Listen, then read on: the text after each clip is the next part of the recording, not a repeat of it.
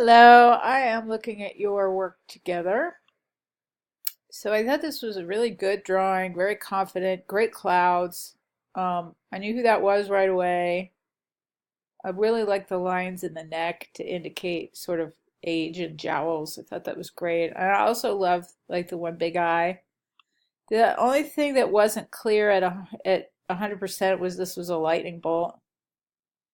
Um, so I think you need to just go try to find it like either a big cartoon lightning bolt, or if you want to get really carried away, make it look realistic. And is the swear word coming from him? Maybe if the idea is that he swore and like the skies are making a lightning bolt on the White House, then think about just like a tiny cartoon bubble coming out of him, and then the power of the skies will be more clear. Does that make sense? Yeah, so like I said with the sketches, it really wasn't super clear what direction this is going. It makes a little more sense now, but I mean, basically the lightning bolt isn't clear. And I just noticed the flag. So that is a very good, confident drawing. Consider putting a little color in there. You're only allowed 3 colors though. But it's nicely done. Just keep working on clarity.